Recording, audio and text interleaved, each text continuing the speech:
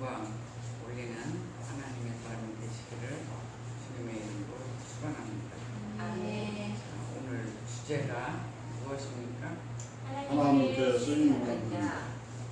여러분은 하나님께 지금 쓰임을 받고 있습니까? 아멘. 네, 하나님께 쓰임을 받고 있는 자로 살아야 돼요. 여러분들의 하루하루 숨쉬는 거, 잠자는 거, 또 여러분들의 일터에서도 하나님이 나와 동행하시는구나, 나를 쓰시는구나, 이런 것을 느끼며 살아야 돼요.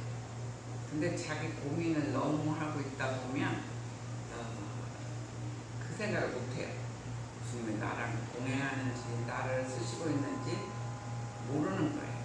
그냥 나의 하루하루 고민, 생각, 그런 거에 사로잡힐 때가 굉장히 많아요. 그렇지만 매일매일 매 순간마다 주님은 나와 함께 하신다, 나를 쓰시고 계시는구나, 이런 것을 느껴야 돼요. 오늘 주제처럼 하나님께 쓰임받는 자예요. 하나님께 쓰임받는 자.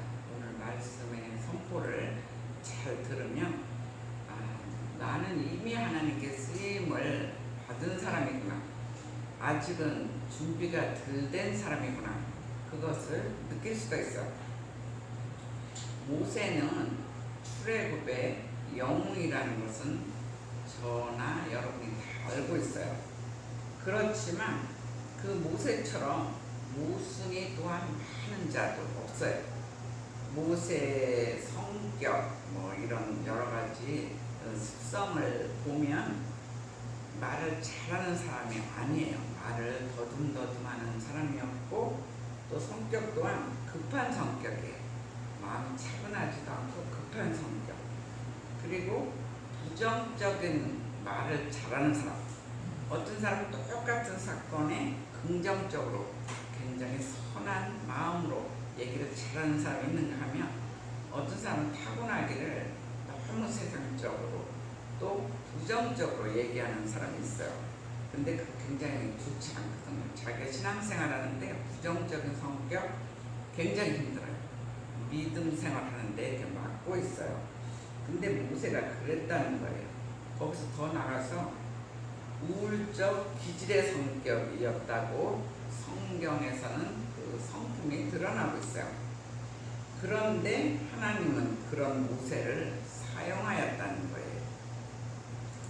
사람의 기준과 하나님의 기준은 달라요.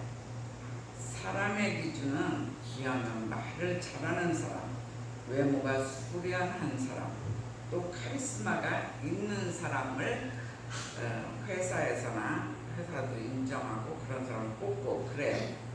그런데 하나님의 기준은 다르다는 거예요. 속사람이 변화된 사람을 쓰세요.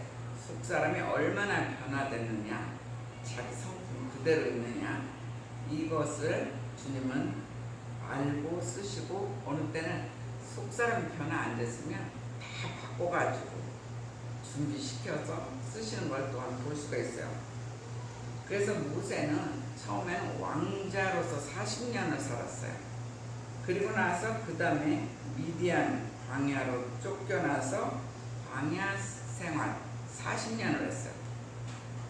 근데 왕자로 썼을 때보다 미디안 광야 생활 40년, 그때 사람을 바꿔놓는 거예요. 이 사람이 이렇게 형편없게 살았으면 모르는데 최고로 왕자로 살다가 최하로 떨어져서 산다는 것 자체가 굉장히 쉬운 건 아니에요. 우리가 처음부터 형편없게 살다가 점점 올라가면 희망을 갖게 돼요. 근데 최고로 살다 갑자기 떨어져서 계속 그것이 1년, 2년도 아니고 자그마치 40년이 되면 자기 인생을 포기하게 돼요. 야, 이제는 하나님도 나를 포기했나 보다, 하나님도 나를 버렸나 보다, 나는 정말 먼지와 같은 사람이다, 이렇게 생각했을 때 하나님은 쓰셨다는 거예요. 여러분은 지금 어느 정도 있습니까? 하나님이 나를 버렸다 하는 시간이 5년입니까? 10년입니까? 그 시간이 더 되었습니까? 그 시간에 예수 그리스도를 믿는 믿음이 잘 컸습니까? 아니면 점점 퇴보하면서 지냈는지 한번 생각해 볼 필요가 있어요. 그 광야 40년 동안에 모세의 속사람을 변화시켰다는 거예요. 그래서 모세는 광야에서 하나님을 의지하는 법을 배웠어요. 왕자로 살았을 때는 자기 의지대로, 자기 힘대로, 자기 권력대로 살았어요. 그렇지만 광야에서 하나님을 의지하지 않고는 하루를 살 수 없을 정도로 험난한 삶을 살게 하신 거예요.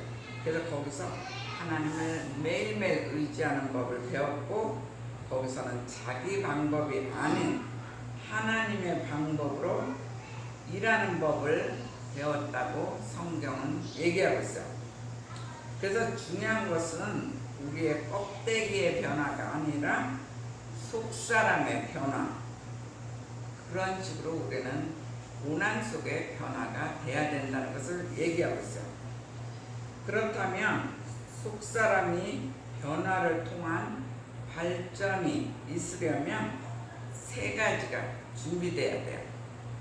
오늘 메시지가, 선포되는 메시지가 이 세 가지가 준비되면 하나님 그때부터 쓰신다는 것을 알아야 돼요. 하나님께서 저희들에게 주시는 첫 번째 메시지는 너희는 하나님의 말씀의 기준이 있어야 한다 얘기하고 있어요. 너희는 하나님의 말씀의 기준이 있어야 된다는 거예요. 여러분들은 말씀의 기준이 있습니까? 세상적인 그 말씀 속에서, 세상적인 일 속에서 여러분들이 계속 행동하고 있습니까? 11절 한번 읽어주세요. 여호와께서 그에게 이르시되 누가 사람의 이름을 지었느냐, 누가 말을 통하는 자나 못 듣는 자나 눈 밝은 자나 맹인에게 하였느냐, 나 여호와가 아니라. 예, 자꾸 모세가 자기는 본래 말을 잘 못하니까 잘하는 사람을 쓰라는 거예요. 하나님은 계속 모세를 쓰겠다고 하는데 모세는 계속 자기는 아니라는 거예요. 말도 잘 못하고, 그러니까 잘하는 사람을 쓰세요 이렇게 이제 얘기를 하고 있어요. 그리고 자기를 백성들이 따를 거라고 생각을 안 하는 거예요. 자기가 자기를 자신도 잘 못 믿는데 어떻게 백성들이 자기를 따라오겠느냐, 절대적으로 되지 않는다고 이렇게 얘기할 때 그 앞장에서 무슨 기적을 보여주냐면 지팡이를 하나 줘요. 지팡이를. 자, 4장 3절 한번 읽어보세요. 여호와께서 이르시되 그것을 땅에 던지라 하시니 온 땅에 던지니 그것이 뱀인지라 모세가 뱀 앞에 서서 피하니. 그때 주님께서 미리 내 손에 있는 것이 무엇이냐, 그가 이르되 지팡이니이다 그래요. 모세에게는 능력의 지팡이를 줬어요. 근데 그 지팡이를 줬는데 그거를 땅에 던지라는 거예요. 던졌는데 뭐가 됐다고요? 뱀이 됐다는 거예요. 근데 그것을 다시 잡아라, 그래서 그 꼬리를 잡아라, 꼬리를 잡았더니 다시 지팡이가 됐다는 그런 기적을 백성들 앞에 보이면 너를 믿고 따를 것이다, 이런 기적을 보여줬어요. 근데 여기서 나오는 그 지팡이의 이적, 그 기적은 바로는 그 뱀을 뜻하고 있어요. 백성들을 압제하는 그 뱀. 그리고 모세는 하나님의 은혜로 주님께서 함께 하시는 새로운 통치 시대를 열겠다는 뜻이 거기에 담아 있어요. 그래서 사람마다 능력의 지팡이를 주었어요. 우리는 어떤 능력의 지팡이를 가졌습니까? 그리고 두 번째 기적은 뭘 줬냐면 손을 네 품속에 품어라 그래요. 그래서 품었더니 손이 문둥이가 된 거예요. 나병이 된 거예요. 그래서 다시 품으니까 자기 손으로 돌아왔다는 거예요. 이런 두 가지 이적을 백성들에게 보이는데도 안 믿으면 네가 나일강 물을 좀 떠다가 땅에다 뿌려라. 그러면 그 물이 피로 변할 것이다. 그렇게 기적을 보면 백성들이 너에게 따를 것이다. 그러니까 보통 사람들은 평범하게 살았는데 미디안 광야 40년 동안 속사람 완전히 변화시켜서 능력의 지팡이를 주면서 그 백성을 따르게 했다는 거예요. 그래서 우리가 기준이 있어야 돼요. 근데 어떤 기준이 없으면 어떤 일을 잠시는 잘할 수 있어요. 그렇지만 나중에는 반드시 기준이 없을 때는 반드시 흔들린다는 거예요. 흔들려서 그 일을 제대로 할 수가 없어요. 그건 하나님 일이나 세상 일이나 마찬가지예요. 어떤 기준이 있어야 돼요. 그리고 인생을 살다 보면 우리 생각과 하나님의 말씀이 다르게 나타날 때가 있어요. 나는 이렇게 생각하는데 하나님은 반대로 이렇게 나타날 때가 있다는 거예요. 모세도 그랬어요. 모세는 그냥 평범하게 광야에서 그냥 살려고 그렇게 했는데 갑자기 어느 날 택해서 너를 쓰겠다 이렇게 했을 때 모세의 그 마음에 우리가 들어가 보세요. 얼마나 두려웠겠어요. 이스라엘 사람들은 머리도 좋고 굉장히 좋다 보니까 말들도 많아요. 성질도 되게 급해요. 고집도 세요. 한두 사람을 고집 세고 머리도 좋고 이런 사람을 끌고 나가려면 힘든데 온 백성들이 다 그래요. 잘못하면 껐더만 뭐 돌로 쳐 죽이려고 그러고 막 그랬었잖아요. 그런 백성을 끌고 나가려고 할 때 자기가 왕자였을 때 그렇게 해도 두려웠을 거예요. 근데 이제 미디안 광야 40년을 살았으니까 난 진짜 이제 세상적으로 아무것도 아니구나. 그냥 이렇게 평범하게 살다가 죽을 수밖에 없구나. 이렇게 생각했을 때 하나님은 들어 쓰신 거예요. 그 사이에 그 고난 속에 속 사람을 완전히 변화시킨 거예요. 그러니까 옛자에서 새자로 완전히 사람을 바꿔놨어요. 그렇게 했기 때문에 하나님 말씀이 우리 생각과 다르게 나타날 때가 우리도 살다 보면 그런 때가 있어요. 그때는 우리가 누구나 심각하게 갈등에 빠져요. 내 생각을 이렇게 했으면 좋겠는데 하나님 완전히 반대로 끌고 나가시면 우리는 갈등이 심각하게 생긴다는 거예요. 성경에서 신앙이란 무엇인가? 그럼 도대체 신앙이란 무엇인가? 내 생각의 판단을 믿지 말고 우리 생각은 항상 있어요. 우리 생각은 5만 가지라고 해요. 5만 가지. 근데 그게 잡생각이라고 해요. 진리의 생각이 아니에요. 우리 생각은 여러 가지. 그런 생각들이 있는데 그 생각을 믿지 말라 그래요. 사업 같은 사람들은 자기의 스타일이 있어요. 아, 이럴 땐 이렇게 한다. 막 이러는데 자기 자체를 너무 믿지 말라는 거예요. 오히려 하나님 말씀을 믿고 따르라고 얘기하고 있어요. 너희 생각을 이제 스톱하고 하나님 말씀을 믿고 따르는 것, 이것이 신앙이다 그래요. 근데 교회 와서만 그렇게 하는 게 아니에요. 우리 매 삶에서도 하나님 말씀만 믿고 따르라고 얘기하고 있어요. 그러니까 그냥 가정에서 살림하는 사람은 그래도 쉬워요. 근데 회사나 현장에서 일하는 사람은 쉽지가 않아요. 자기의 스타일, 그동안의 자기의 능력, 자기한테 부여된 생각들이 있어요. 그런데 그걸 다 믿지 말고 오히려 하나님 말씀만을 믿고 따라라. 이것이 신앙이다. 이렇게 얘기하고 있어요. 그래서 말씀이 기준이 되는 훈련을 해야 돼요. 말씀을 붙잡고 또 기도하고 행동하고 그런 훈련이 계속되면 어느 날 속사람이 완전히 변화돼요. 출애굽기의 의미가 바로 그런 것이에요. 출애굽기의 의미가 애굽에서 가나안으로 들어갔어요. 땅도 한 평 없이 노예로 살던 사람들이 가나안에 들어갔다는 것은 엄청난 기적이에요. 그 땅을 다 하나님 주셨거든요.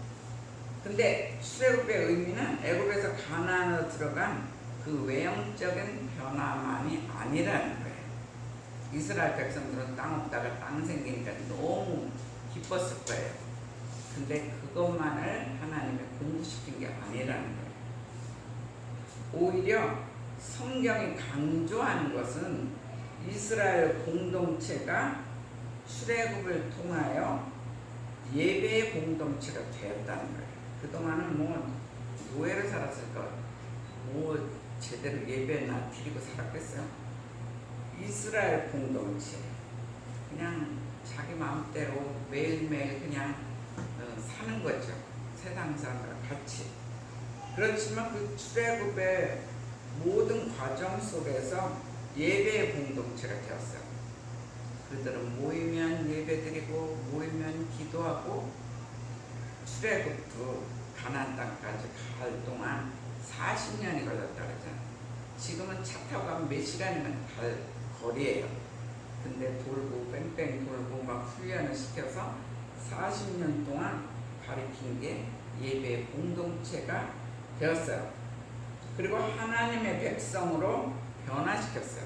하나님 백성은 이런 것이다. 하나님의 아버지가 되고 너희는 이제 내 백성이다. 그러니까 나한테 예배드려라, 경배드려라. 이런 이스라엘 공동체를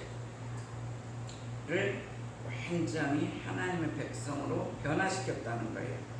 다시 말하면 신앙 공동체로 변화시켰어요. 우리 교회가 바로 그런 거예요. 세상에서 우리가 각자 살았었어요. 다 직업도 틀려요. 얼굴 모습도 틀려요. 가정마다 다 삶이 틀려요. 그렇지만 산돌교회 안에 들어와서 예배 공동체, 신앙의 공동체로 만든 것이 산돌교회라는 것을 우리는 알아야 돼요. 즉 하나님께 경배하는 법, 또 공동체에서 봉사하는 법을 아는 백성으로 변화시켰어요. 성경에 강조하는 것은 이 변화에 주목하라는 거예요. 이스라엘의 옛사람을 속사람의 변화를 이렇게 바뀐 것을 보라는 거예요. 예전에는 노예의 근성대로 살았어요. 자기 욕심에 자기가 어떻게 하면 조금이라도 남보다 나을까, 남을 이렇게 누르면서 살기도 하고 막 이런 옛사람으로 살았단 말이에요. 노예가 뭐 얼마나 근사하게 살았겠어요. 근데 40년 동안 예배를 드리면서 이러다 보니까 자기 혼자 잘 사는 게 아니라 정말 공동체가 잘 살고 또 공동체끼리 서로 배려하며 사랑하며 이런 봉사하는 법을, 또 첫째는 하나님께 예배드리고 경배드리는 법을 그 40년 동안 그 고난 속에서 후연을 받은 것을 볼 수가 있어요. 그래서 즉 고난 속에 하나님 뜻이 있다는 것을 보여준 거예요. 그 고난은 그냥 아무렇게나 겪는 고난이 아니에요. 이스라엘 백성이 겪은 광야의 40년은 그냥 무조건 그냥 하루하루 죽지 못해서 사는 그런 고난이 아니라는 것을 성경은 강조하고 있어요. 오히려 그 고난 속에 하나님의 뜻이 있다. 분명히 이것은 왜 우리한테 고난을 주었는가, 하나님의 뜻이 있다는 거예요. 그래서 고난만이 줄 수 있는 축복이 있다는 말씀을 하고 있어요. 그 고난을 잘 겪고 나면 결국은 축복과 연결되어 있다. 하나님의 백성으로 잘 클 수가 있다는 것을 보여주고 있어요. 여러분은 지금 막힌 고난 속에 있으니까 여러분은 여러 가지 종류는 다르지만 막힌 고난 속에 있어요. 어떤 사람은 지금 뚫려서 가는 사람도 있지만 한 가지 한 가지 막힌 고난 속에 무조건 살지 말라는 거예요. 그냥 오늘도 고난이구나, 내일도 고난이구나 이렇게 멍하고 살면 안 된다는 거예요. 고난이 깊어지면 깊어질수록 예수 그리스도께 우리의 삶을, 우리의 고난을 100% 위탁해야 돼요. 이 고난 내가 해결할 수 없습니다. 주님이 해결해 주세요. 오늘 또 고난 받으면 또 맡기고, 그 다음 고난이 더 깊어지면 또 맡기고, 그 훈련을 계속 해야 돼요. 그러면 내가 옛자가 새자로, 속사람으로 변하는 걸 볼 수가 있어요. 그래서 그 고난 속에 속사람이 변화되면, 그렇게 준비되면 하나님께서는 새 일을 주신다는 거예요. 그때서 비로소 새 일을 주시고 한 사람 한 사람 새 비전의 길을 열어주신다는 걸 알아야 돼요. 그러니까 고난 속에 계속 지쳐서만 있으면 안 돼요. 고난 주는 것도 주님께 자꾸 위탁하는 훈련시키는 거예요. 오늘 또 지면 또 맡겨서 내 힘으로는 도저히 안 돼요. 이 고난이 풀어질 수가 없어요. 그러니까 주님께서 해결해 주세요. 이렇게 해서 맡기면서 기도하고 말씀 보고 자기한테 향한 메시지가 있으면 그거 붙잡고 계속 기도하세요. 그건 약속의 메시지거든요. 약속을 믿고 너를 통해서 내가 이 일을 하겠어. 그러면 또 믿고 기도하고 또 고난이면 더 기도하고 그렇게 하다 보면 어느 날 뚫리면 야 주님께 맡겼더니 이렇게 내 한때 새 비전을 주시는구나. 여기까지 끝까지 가봐야 돼요. 이 고난 속에서 그냥 지치고 쓰러지면 그때부터는 사탄이 갖고 장난을 쳐요. 너는 세상적인 능력도 없어. 아무 힘도 없어. 네가 못되겠어. 막 흔들기 시작하면 우리는 정말 쓰러지게 돼요. 그렇지만 예수 그리스도께서 거기다 위탁하면 완전히 문제는 달라져요.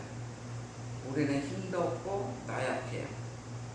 모세도 왕자 40년 때 쓴 게 아니에요. 왕자 40년 있을 때 썼으면 우리는 할 말이 없어요. 아, 그는 왕자였으니까 세상을 흔드니까 할 수가 있지 않습니까? 그렇지만 우리는 우리 힘으로 부족해도 주님께서 맡기면 우리 한 사람 한 사람 괜히 산돌교회에다 모아는 게 아니에요.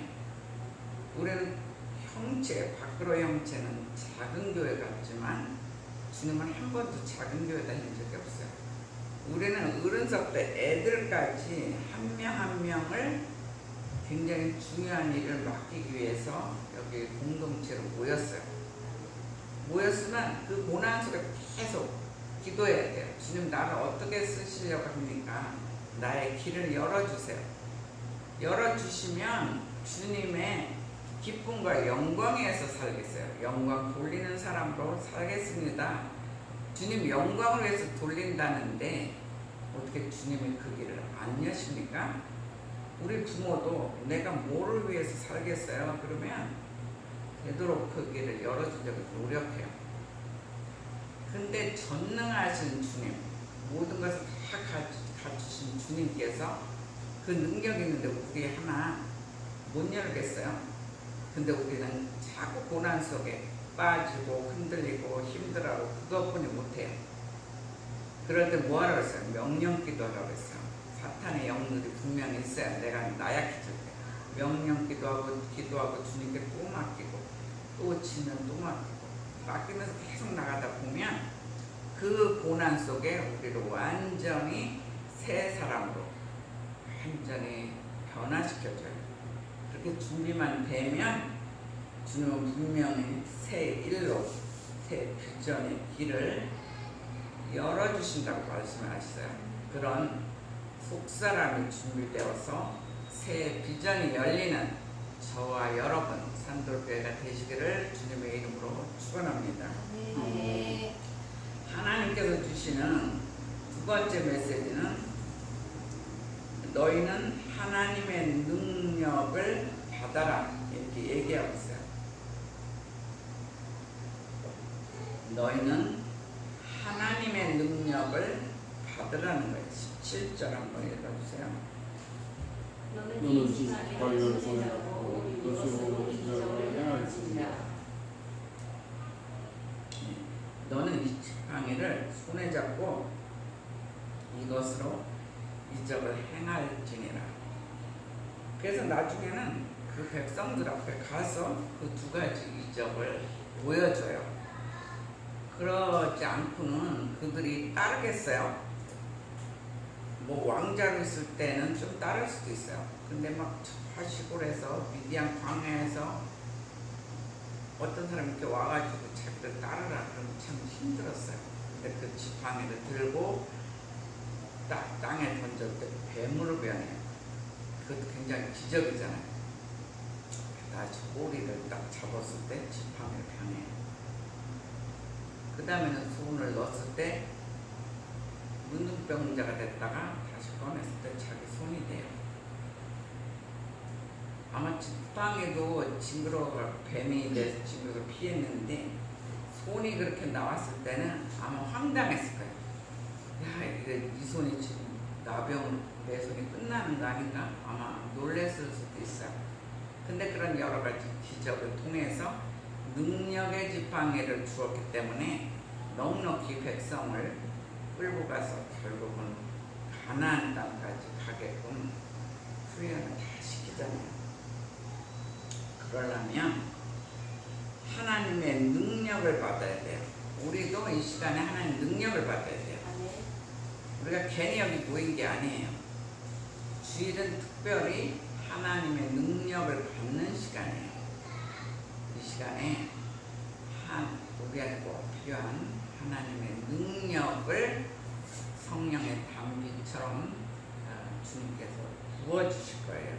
그때 저와 여러분은 받기를 주님의 이름으로 축원합니다.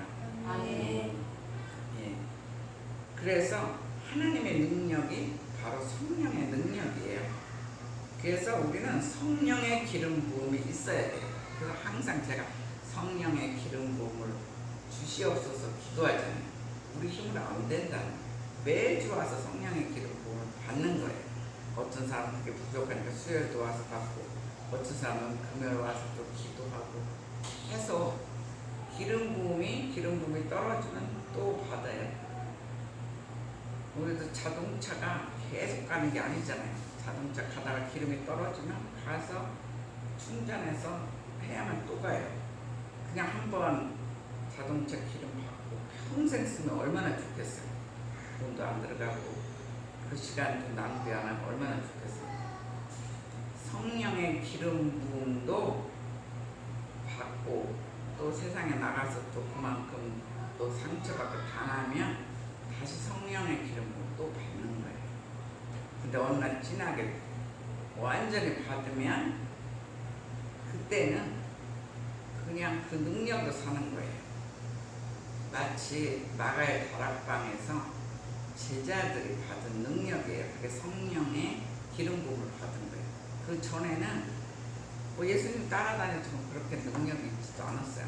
그 사람들이 공부도 그렇게 잘한 사람들이 아니에요. 바닷가에서 어부들이 세상 지식이 있으면 얼마나 지식이 있었겠어요. 그런데도 무지한 자들에게 마가의 다락방의 성령의 능력을 기름 부음을 받았을 때 그들은 완전히 유식한 사람으로 변해요. 막 일어나가지고 그 나라 다른 나라 언어로 막 말씀을 선포하잖아요. 그 성령의 능력은 대단한 것이라는 것을 우리는 성경 곳곳에서 볼 수가 있어요. 성령의 기름 부음을 받아야 하나님을 대면할 수가 있어요. 1대1로 만날 수가 있어요. 우리는 힘들 때 기도하면서 1대1로 주님을 만나야 돼요. 우리 기도 속에서 만나고 말씀 속에서 만나야 돼요. 그냥 하루 또 지나가고 주님하고 대화도 안 하면서 또 지나가고 하다 보면 우리가 지쳐가지고 못 살아. 이 땅에서 이 세상 사람들 우리를 가만히 두지 않아. 막 흔들어가지고 우리를 질리게 만들어야 돼. 하나님의 사람이다 하는 사람들은 더 세상 사람들이 알고 막 귀찮게 사탄들에게 장난을 쳐. 사람들을 통해서. 그래서 우리는 성령의 기름을 부음을 받으면 하나님을 1대1로 만날 수가 있어요. 대면할 수가 있어요. 자기 힘으로 하려고 해서는 안 돼요. 자기 힘으로 해봤자 우리들도 그 예수님 제자처럼 어부인 자기 전공, 고기 잡는 건 잘해요. 근데 나머지 자기 전공 아닌 건 우리가 별로 못해요. 그럴 수밖에 없어요. 우리가 무력한 이유가 무엇입니까? 하나님을 아는 일에 너무 약하기 때문에 그래요. 하나님은 전능하신 그 부분에 하나님을 아는 그 부분에 우리는 너무 약해 있어요. 그래서 우리는 하나님 말씀을 매일매일 읽고 엎드려서 하나님 능력을 구해야 돼요. 하나님 능력 구하는 사람, 아는 사람 확실히 틀려요. 하루 이틀은 별 차이가 안 나요. 근데 계속 구하면 우리가 알지 못하는 능력이 어느 날 임하게 돼요. 어떤 사람은 말씀으로 기도하면 말씀으로 받고, 어떤 사람은 치유의 은사도 있고, 사람마다 은사가 생겨요. 그리고 더 나아가 하나님의 권능도 받아요. 그래서 교회는 하나님의 일은 책임감만 가지고는 일을 못한다는 거예요. 세상일과 틀려요. 세상에는 책임감 가지고 열심히 성실하게 일하면 돼요. 그런데 하나님 일은 책임감 가지고는 못한다는 거예요. 결과는 점점 그렇게 하면 피곤하고 허탈할 뿐이에요. 책임을 완수할 수 있는 능력이 필요하다는 거예요. 하나님께서 성령의 기름 붓듯 부어준 이유가 무엇인가? 예전 교회에 제가 신혼 때 살던 동네가 있었어요. 거기는 정말 가난한 동네인데 얼마나 가난한지 제가 30대 초반에 그 교회에서 제일 부자예요. 그 정도면 알만하잖아요. 정말 그때는 옷도 귀했어요. 옷도 막 그 당시는 뭐가 잘 꿰매 있고 막 그러더라고요. 그래도 제가 어느 날 막 옷을 한 벌씩 다 줬을 때 그 사람들이 그 옷이 제일 좋은 거라 교회 올 때는 그냥 단체복처럼 입고 와요. 저는 이렇게 뒤에서 보면 좀 부끄러워요. 몰래 이렇게 준 거예요. 그냥 어떤 회장한테 줘가지고 이렇게 나눠주라고 했는데 나중에는 다 알게 됐지만 저는 몰래 줬거든요. 근데 제가 알잖아요. 물론 컬러는 다 틀려요. 디자인도 틀리고 이러는데 제가 만든 옷이거든요. 어떤 단체로 다 입고 그 정도로 힘들었어요. 근데 어떤 분이 남편이 운전수였어요. 정말 가난했어요. 그 학교도 자기도 별로 많이 안 다니고 부부가 공부를 많이 안 했어요. 근데 이 사람이 잘하는 게 새벽 예배 한 번도 안 빠지고 매일매일 오고 그냥 애들 학교 보내고 나면 하루 종일 성경책을 봐요. 성경책 보고 기도하고 성경책 보고 기도하고 교회 기도하는 시간마다 그 사람이 계속 보여요. 그러더니 어느 날 하나님께 능력 받는데 와 지식이 풍부해져요. 성경 암송을 언어스도 막 하는데 정말 놀라워요. 그 교회는 대학교 나온 사람 나 혼자였어요. 근데 어느 날 선거를 했어요. 전부 다 제가 회장이 될 거라고 생각을 했어요. 전 부회장이 되고 그 사람이 회장이 됐어요. 그 사람은 중학교 나오면 그래요. 근데 세상의 법과 하나님의 법은 그렇게 틀려요. 세상의 법으로 따지면 제가 더 유식하잖아요. 회장이. 그러니까 목사님서부터 저를 회장을 시키려고 다 생각을 했는데 하나님의 법은 더 성경이 있고 저는 막 그때 뭐 이렇게 사업 하나 하느라고 거기에 막 몰두하느라고 성경을 뭐 그렇게 읽었겠어요. 기도를 뭐 그렇게 열심히 했겠어요. 뭔가 막히면은 교회 가서 더 기도하고 뭐 이런 정도였죠. 그랬는데 그 사람 내가 이렇게 볼 때 보면 야무지게 생겼는데 계속 성경책 읽어. 그리고 막 또 자기 혼자 암송하고 읽고 막 마치 저러다 유대인 되겠다 이제 할 정도로 유대인 막 어렸을 때 그렇지 계속 그래요. 그러면 성경 공부 그런 거 공부하러 갈 때도 그 사람 빠진 적이 없어요. 빠진 적이 없고 우리가 그때 베델 성서라는 걸 했는데 한 20명쯤 했나? 근데 교사 자격증 둘 나오는데 나하고 그 사람만 자격증이 나왔어요. 그리고 나머지는 그냥 수료로 끝났어요. 근데 엄청 막 하여간 내가 이렇게 봐도 저 사람은 성경에 예수에 미친 사람이다 막 이럴 정도로. 근데 어떨 때는 막 성경 찾으려면 답답하잖아요. 근데 그 사람한테 이런 구절이 어디 있습니까? 그러면 막 그 구절이 뭐죠? 그러면 막 쫙 얘기해요. 이게 무슨 성경에 무슨 사전 같아요. 그러니까 너무 속이 시원했어요. 이게 성경 보려면 뭐 어디서 찾으려고 머리 아플 필요가 없어요. 가서 부르면 다 얘기해요. 그래서 하나님이 주시는 그 능력은 대단하더라고요. 근데 막 가난하고 힘들고 막 이러는데 나중에 또 남편이 가난으로 또 돌아가셨어요.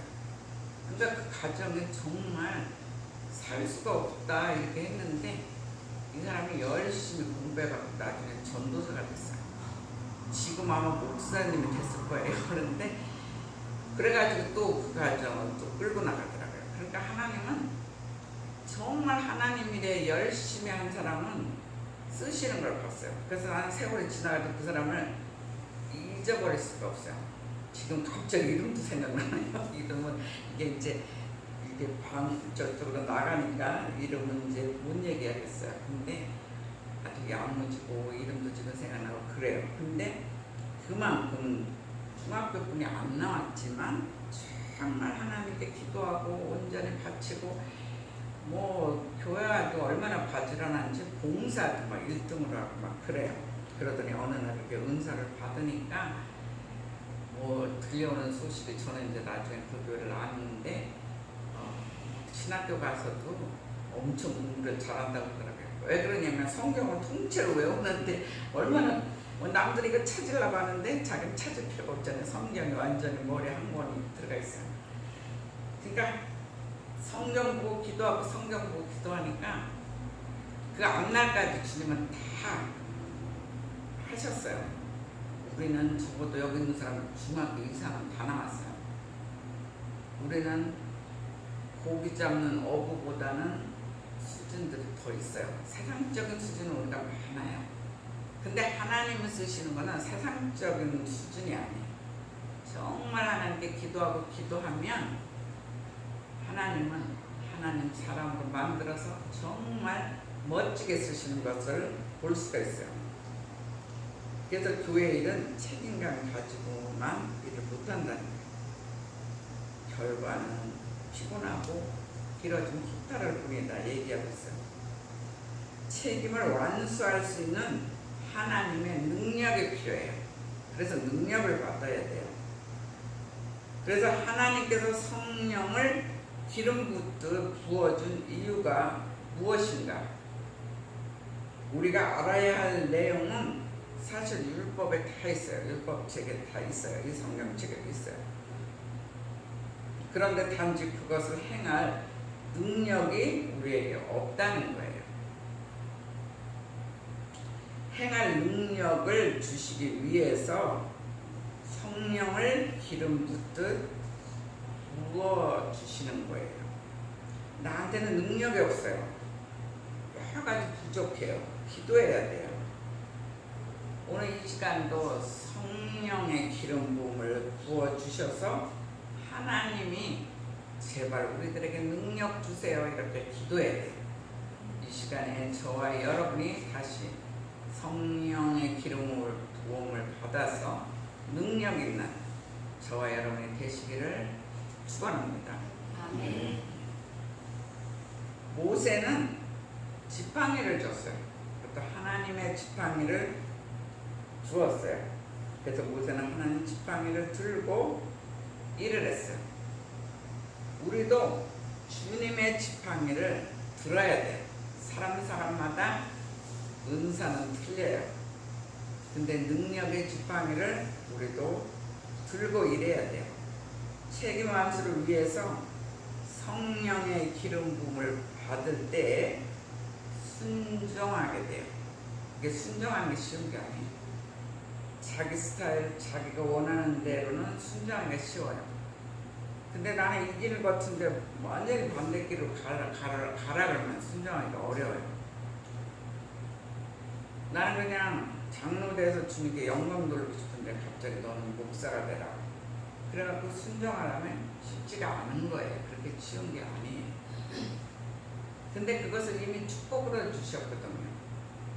우리들의 길들이 있어요. 어떤 길들이. 근데 주님께서 우리가 그 길을 가도록 능력의 지팡이를 받으면 책임을 완수할 수도 있고 우리가 순종할 수가 있어요. 그래서 우리를 통해서 불가능을 가능으로 주님은 바꾸세요. 여기서 보면 6절 한번 읽어보세요. 6절. 여호와께서 또 그에게 이르시되 내 손을 품에 넣어라 하시매 그가 손을 품에 넣었다가 내어보니 그의 손에 나병이 생겨 눈같이 큰지라. 나병이 생겼다. 이게 눈병이라고 했어요. 우리 예전에는. 근데 이거는 뭘 상징하냐면 모세는 하나님의 권능으로 애굽의 심한 질병을 전달하는 그의 기도로 그것들을 깨끗하게 제거한 것을 뜻하고 있어요. 그러니까 모세는 하나님의 권능을 받았어요. 그리고 애굽에 살 때 그 백성들이 심한 질병에, 그러니까 그들도 환자지만 애굽 사람들한테 10가지 재앙을 주었잖아요. 그것을 모세는 하나님의 권능으로 애굽의 심한 그 질병들을 전달자로 쓰셨다는 거예요. 그리고 또한 그의 기도로 그것들을 제거됨에 사용하셨다는 거예요. 심한 질병도 줬지만 이 백성들을, 자기 백성들은 한 명도 죽지 않게 끌고 나왔잖아요. 마지막 그 장자의 죽음에 영이 막 갔을 때 문설주에 피를 바른 이스라엘 사람들은 한 명도 안 죽었어요. 근데 애굽의 장자들은 바로의 아들조차도 죽었잖아요. 그것이 바로 모세의 하나님의 권능으로 이제 그들에게 애굽의 질병도 전달했고 또한 그의 기도로 그런 질병들을 다 이스라엘 백성들을 막아서 제거됨을 그 문둥병, 나병으로 표현하고 있어요. 다시 7절 한번 읽어보세요. 7절. 이르시되 내 내 손을 손을 다시 품에 품에 넣어라 넣어라. 하시매 그가 다시 손을 품에 넣었다가 내어보니 그의 손이 본래의 살로 돌아왔더라. 손이 다시 넣었을 때 본래의 살로 돌아왔다 이렇게 얘기하고 있어요. 그건 뭐냐면 이스라엘 백성이 애굽에 있는 동안은 죄에 오염되었어요. 그들의 자꾸 죄 졌는데 죄 노예를 살고 있었던 그들은 더 오염됐죠. 애굽 사람들은 우상 숭배, 태양신을 믿었어요. 그랬는데 거기에 노예를 했기 때문에 죄에 오염된 것을 볼 수가 있어요. 그런 것을 나병에 걸린 것으로 표현을 했어요. 그러나 모세의 품속으로 다시 그 백성을 품잖아요. 모세의 품속으로 다시 끌어들임으로 그들이 깨끗하게 치유의 의미를 뜻하고 있어요. 그러니까 문둥병, 그러면 이제 애굽의 질병 또 다시 돌아왔다. 그러면 모세 품속으로 품은 거예요. 다시 손을 넣잖아요. 품었을 때 그 이스라엘 백성들이 죄에 오염됐던 것들이 완전하게 깨끗하게 치유의 의미를 6절 7절에서 얘기하고 있어요. 그 의미도 우리가 잘 알아야 돼요. 우리가 괜히 하나님이 뭐 지팡이 던져라, 뭐 손을 넣었다 뺐다 이게 그냥 재미로 한 게 아니에요.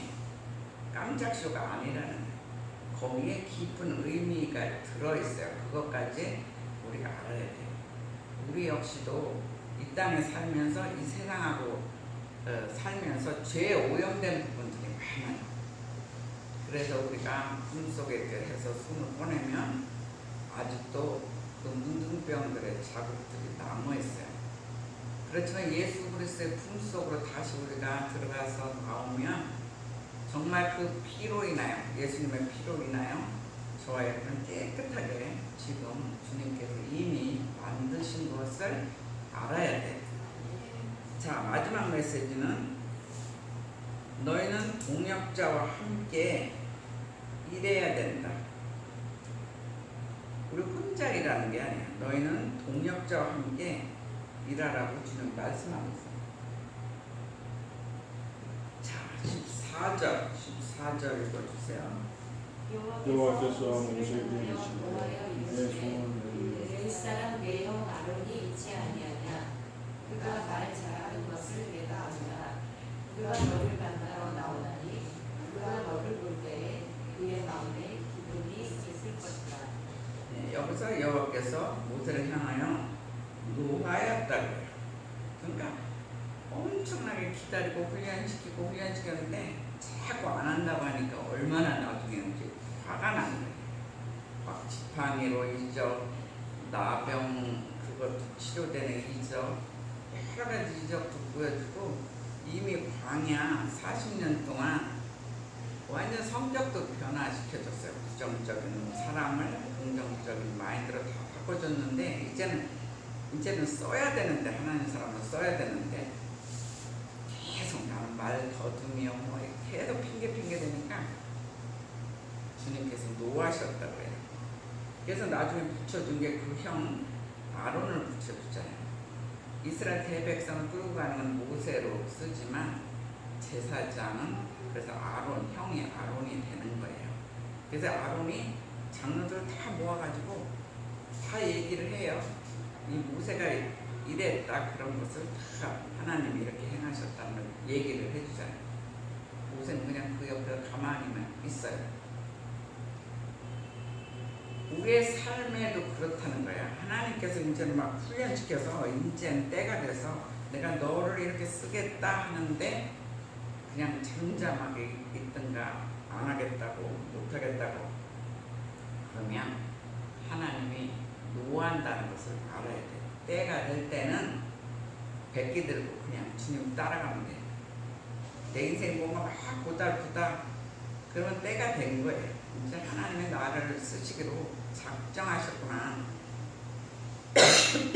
그런데 모세는 그때만 해도 항상 혼자 뛰면서 일해야 된다고 생각을 했다는 거예요.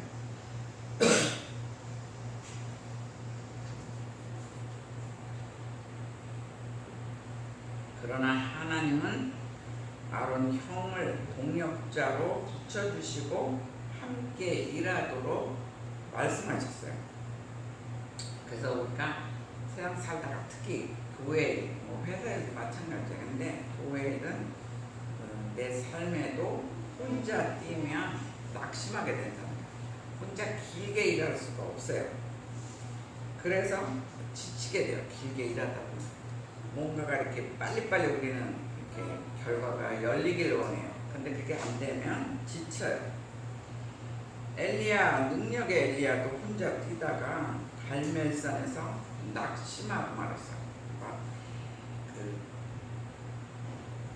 상대방의 그 사람들이 막 45명 또 몰려오고 이단들이 막 몰려올 때 자기를 죽이려고 올 때 얼마나 힘들었겠어요. 도망 가다가 갈멜산에서 낙심하고 기도하는 걸 보잖아요. 하나님은 영혼 구원을 위해서 우리에게 동역자를 붙여주셨어요. 하나님은 영혼 구원에 더 목적이 있어요. 우리들의 비전이 엄청 열리는 데 목적이 있는 게 아니에요. 우리 비전 열리는 것도 결국은 한 사람 한 사람 영혼 구원에 연결된 그거를 기본에 알고 있어야 돼요. 그래서 혼자 일하지 않고 그래도 동력자를 붙여주세요. 우리가 어떤 일을 하다가 부족하면 그 일을 잘하는 사람을 붙여줘요. 그리고 어떤 일하다가 돈이 부족하면 돈 많은 사람 또 붙여주세요. 그럼 일하기가 쉽잖아요. 그래서 바울은 고린도전서 3장 9절에 우리가 하나님의 동력자다 이렇게 얘기하고 있어요. 우리는 한 사람 한 사람이 시시한 사람이 아니라 하나님의 동력자. 그래서 하나님의 교회인 산돌교회에서 우리는 서로 동력자가 되어서 하나님 나라를 위해서 일하는 저와 여러분이 되시기를 주님의 이름으로 축원합니다. 네. 여러분들이 먼저 기도하세요.